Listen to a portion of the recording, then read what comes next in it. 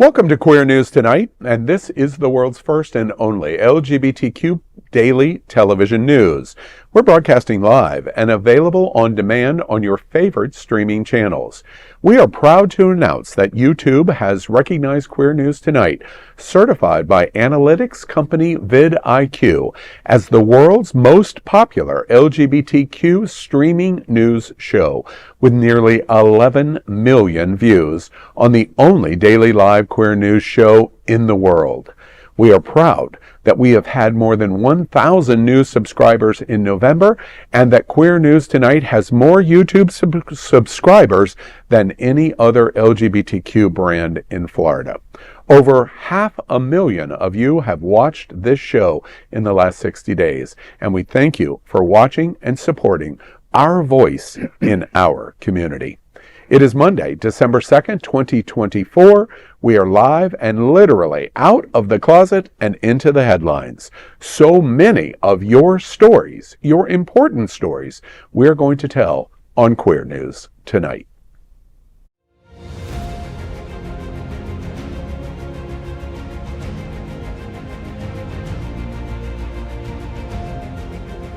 This is the world's first live daily LGBTQ evening news show, literally out of the closet and into the headlines on Queer News Tonight. This is the world's first and only unedited live LGBTQ evening news show.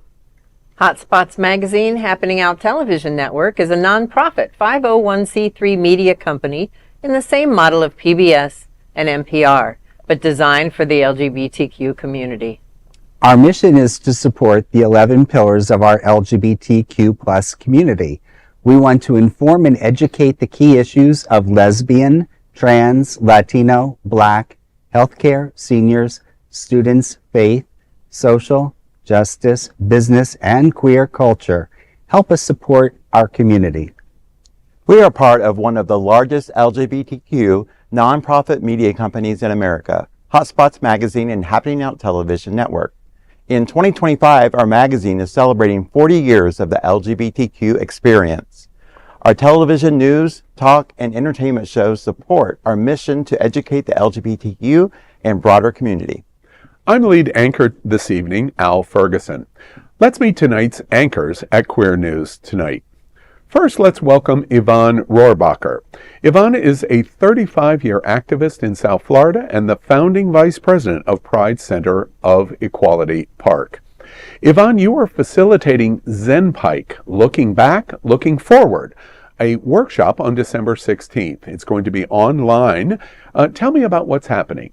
Yes, an interactive Zoom workshop. I'm partnering with a great new 501c3, LGBTQ owned and run, but no limitations there on speakers or events or attendees. And we'll be facilitating an interactive workshop about once a month. This is our third. It'll be about reflecting on 2024 in order to start to formulate a vision and some goals for 2025. And we're going to have a lot of fun. It's just going to all be fun stuff and exercises. We talk don't about, miss it. We talk about entertainment stuff all the time. An educational program is a nice change of pace for us. Zen Pike, I'm not so familiar with the branding of Zen Pike. Tell me about that. It's a new 501c3 organization that grew originally out of a spiritual community called Center for Spiritual Living, and is now a separate organization that's really dedicated to putting together offerings, events, travel trips, and these online workshops, just really around personal fulfillment and personal growth. Was that the Center for Spiritual Living that was in the area, in Wilton Manors area? Yeah, well, yes, and it has moved now. It's near Commercial Boulevard and Dixie Highway, so it's in Oakland Park still. Great. And this is something that spun off from the center's educational programs a while back, and now they do all these awesome fun trips where they include some mindfulness and meditation and touring. Awesome. And some fun events. On January 4th, there'll be another event I'll probably talk about that's going to be in person. It's going to be a lot of fun. Excellent. Zen Pike. We're going to have to remember and follow them. Next, let's welcome Edward Otto Zielke. He is the Director of Marketing and Sponsorship for the Gay Men's Chorus of South Florida. Edward, the Gay Men's Chorus is presenting the big holiday extravaganza event at Hard Rock Live with this guy, Todrick Hall. Todrick Hall on December 17th. Tell me what's happening. Yeah, this is our 8th season performing on the Hard Rock Live stage. We're so blessed to have them as our season sponsor for this season 15, our milestone anniversary season. So we're very excited. You can definitely get tickets on our website. Go to gmcsf.org. I do have to give a shout out to our wonderful sponsors that are sponsoring this. The Westin Fort Lauderdale Beach Resort, Amazon, we have Cleveland Clinic, Florida, we have Cann Community Health with Midland, and we have Tito's Handmade Vodka. It's just so amazing to see all of the support that we're getting from our community partners. It's inspiring. And we just learned why Edward is so good as the marketing director. Brand. And Todrick Hall, he is, I'm such a fan of his. Straight out of Oz, Yes. Wicked is so topical right now. What do you think we can expect in Todrick's participation? Reveal every Yes. Right? Well, not a lot has been revealed to me, but what I can say is that there's just going to be a spectrum of everything that you'll see from Todrick Hall. So you'll probably see some wonderful moments from him singing to outlandish dancing that you might see too. So I think you're going to be very highly entertained, and you'll be surprised at how versatile he is. I mean, he's so wonderful. He's worked on Broadway. He's a dancer, choreographer. He's been on Drag Race, The Masked Singer. So, he's got a lot of great credentials now. And I think he's performing right now in London, I believe. Yeah, and there is nothing like a cultural event in the LGBTQ community to be on that stage at Hard Rock Live. It's just quite amazing. It's incredible, and I just get to have a small part in the beginning just to stand on that stage, and I'll tell you, it's breathtaking. Yeah, and for the South Florida community, if you have been under a rock for the last number of years, it's the signature event for the Christmas season for the LGBTQ community. Don't miss it. Next, let's welcome Larry Farver. Larry has over 20 plus years of experience in human resources, media work, live events, and casting. Larry, Rainbow Sports League is set for its 2025 sports season with a new event lineup. The bookings are open, and most of these events are going to be at Mickle Park right here in Wilton Manors. Tell me what's happening. Yeah, that's right, Al. Had an opportunity to speak to one of the principals, Bill Doyle, who is affiliated with the organization. And many of the events will be at not only Mickle Park, which some of you may know between Andrews and Powerline in Wilton Manors, but the adjacent Mills Pond Park in Fort Lauderdale. So it's exciting to me because, growing up, I was not a jock, but I enjoyed playing, when it was a social and having fun. I remember being out on the cul-de-sac. So I think the thing I wanted to promote in this story was that it's all inclusive, all levels acceptable. They have a trial week, January 7th, coming up in 2025, right around the corner after the holidays, to have an open play, as they call it. So it's $10 a session. It looks like a lot of fun. I live 2 blocks from the park, so I've been watching them have all this fun and pageantry. And of course, they have all these flyers and banners and things and team colors. So you can play competitively. You can do the one-offs for the first week. They have a social group, and then if you're really competitive, they have a competitive edge. And they will be highlighting doing not only kickball, which I was always good at, what a surprise, but soccer, and then also pickleball. So they're trying to, rotate and mix up what they did last season. But I think it's something to, if someone wants to get out, maybe after the holidays, you eat a little bit too much like myself, get out there and work it off. I have no excuse. It's literally 2 blocks from my house. So, and then I'm also on the West Side Association board. So I need to make a showing at Mickle Park and check this out. One of the things that I thought was interesting, I moved here for Hotspots and Happening Out 7 years ago. And one of the things that I was not aware of was the very active intramural sports program in LGBT. Mm-hmm. And a lot of people do not realize the reason why you should follow the Softball League and the Rainbow Sports leagues is we have among the largest intramural sports program of the entire nation here in Fort Lauderdale and Broward County, and it's not just one sport; it is sport after sport after sport, and we have. It's interesting to me that you do this story about what's getting ready to happen for the new season. Is if you're hyper competitive and really, really great, there's space for you. If you are not hyper competitive and really, really not great, then there's a place for you. What you do is you participate in the event, and then you go to Hunter's or to the pub afterwards, and it's a grand old time. Thank you for including that. One of the things that Bill Doyle mentioned is, there's an opportunity afterwards to have the camaraderie, Hunter's, the pub. I think he mentioned Gym Bar and, of course, Lit. Right. So I think it's a great opportunity. And, certainly I want to check it out. I was probably one of those kids growing up through elementary through high school where I was one of the final two. And it was like, please let me at least not be the last. Right. Well, and who does it better than LGBT? Exactly. Pretend like we're great at sports and then go to the bar and have a drink. Exactly. Sounds wonderful to me. Think of the sports clothes, though, that they're wearing. Absolutely. Those are fabulous of the last few years. I'm like, wait a minute. Yeah. I just want one of those to wear. That's great. Just All right, buy the merch. They said there's room for everyone, Vaughn. That's right. Check it out. All right. Next, let's welcome Vaughn Biggs. He is a community outreach coordinator at Holy Cross Health. Vaughn, Holy Cross will be giving vaccines at the Eagle on December 12th. Tell me about what's happening. That's right. We've partnered now with the Eagle for a couple of years. And about every other month we go out and give vaccines to the community. A lot of the vaccines we give are free. You don't ask for your insurance information. And it was really important, especially when Mpox was going on, when we had that virus going on, and nobody in the gay community wanted Mpox, clearly. But we gave a lot of those vaccines during that time. And we're not offering Mpox anymore because it's not the health threat that it used to be to the communities. But we do have flu because we're in flu season. So people need to come out, get their updated COVID, get the flu shot.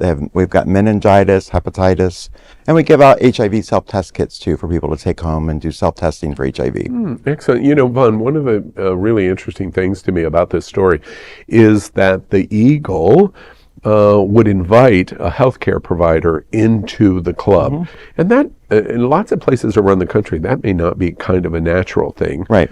Maybe at Pride centers or, other Pride events, other kinds of activities.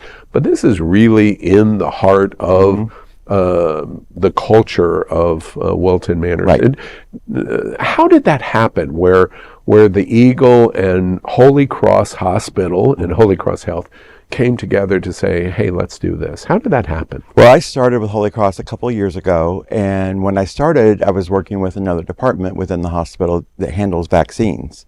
And the discussion was, how can we get out into the community? And I knew the owner of the Eagle, and I kind of suggested it because I was doing something through the HIV Planning Council to where we were going to be having a discussion really about sex in the community, especially the leather kink community.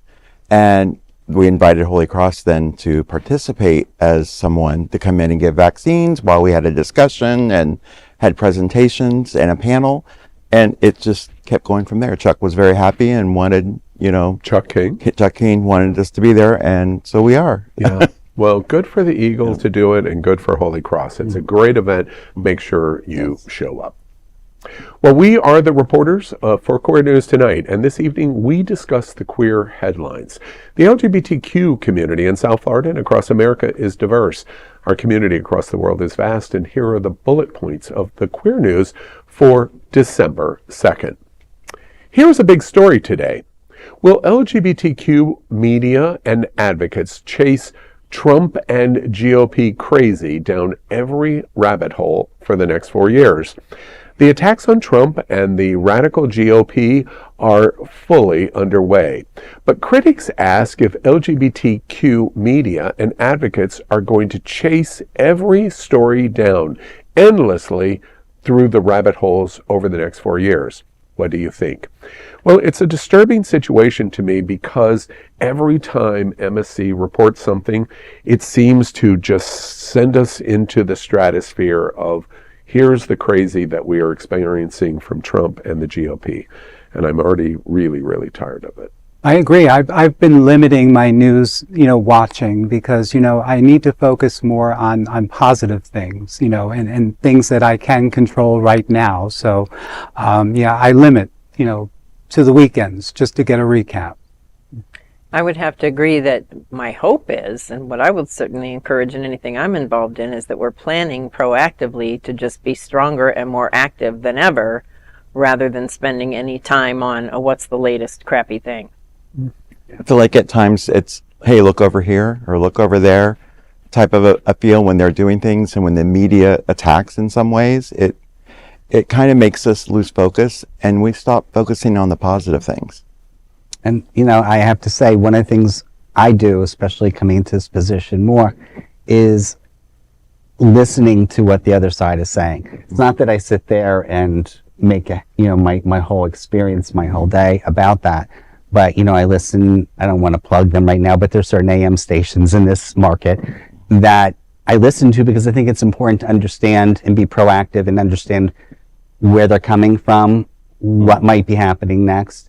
But one of the things I said on a previous broadcast is, I think we need to tap on the shoulders of anyone within our LGBTQ plus community who are technically savvy and looking at artificial intelligence, monitoring that. I think that's going to be something that can hurt us, or it can actually boost us up. And if we're on the side of technology and we look for our partners in our community or our allies, I think it's something to look at. Additionally, as some people have said already, it can be exhausting watching the news, sort of like a ping pong match. You're like, what's next? So Here is a big story today. Elton John shares his struggles with vision impairment and its impact on music while promoting Elton John Never Too Late, debuting December 13th on Disney+. Is our LGBTQ plus icon actually going blind? What do you think? Well, I did a little reading about it this morning, and it seems like, yes, he is definitely suffering a lot of vision loss. And one came from a trip in one of his eyes where he got infected, and his other eye isn't so great. So I can relate to vision problems, as some of you may guess. But yeah, it's very sad when an artist has to go through something like this. Well, especially those of us that are old enough to remember when he was young enough to not even think about that kind of thing. Yeah. And, as time marches on, fortunately, he's been so successful that anything that can be done, or anyone that can help him continue to work, even if he is sight impaired, I hate to say look at Stevie Wonder, but right. You're right. that he has the means and the people around him, I would hope, to help him keep going. It's a sad story to me because if I can be a selfish gay man for a moment, it makes me realize age is something that we can't escape. And when we watch an icon like Elton John, we realize there's an inevitability in life in every possible way. Mm-hmm. And that's true. I mean, I remember him being one of the first, even before he officially came out as a young person, hearing, DJs sometimes say wonderful things about him, but also sometimes alluding to his gay secret life back in the day. And he's always been a hero for me. I've gone out and seen his concerts. So any kind of advocacy too he can do for the visually impaired. But as Yvonne said, it's not necessarily the end of his career. I mean, he has a long career, and I wouldn't be surprised if we see him having another final farewell tour and then another farewell tour, like many of the others. Yeah, you read my mind. So, I think, he can use this as a positive, and certainly, hopefully he knows all of his fan base are there to support him as well. Yeah. Here's a big story today. The Supreme Court will review Tennessee's ban on gender-affirming care for minors, a decision with major implications for LGBTQ and healthcare rights.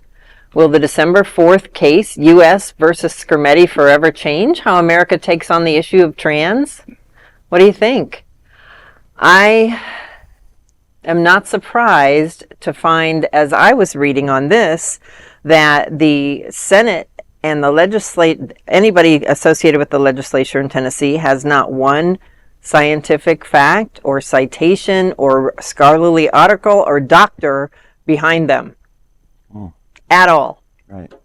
And that's why most of the transgender bills that are on the table across the country right now have already been vetoed by their governor. It's so important for our community to definitely, stand in solidarity with trans, at this point, because it's going to get very rough for them for the next 4 years. And, as an ally, I always want to support and be an advocate in any way possible. So, bringing awareness to things like this, I think, is very important. I think it's great. Us in Florida, we've already fought some of these battles. And as we've said before, other states are going to see this coming. Yeah, and I thought, I came from the New York, New Jersey area, and I thought the activism days were done for me, and then we moved down here 5 years ago. And I'm glad that I'm here and I have the experiences I do, and I'm with a wonderful group of people, so we have an opportunity. I've also had the opportunity to work with wonderful trans actresses and producers, notably Dana Davis and Candace Kane at Marriott's Mary Productions. And it's even more important now that we support our trans brothers and sisters.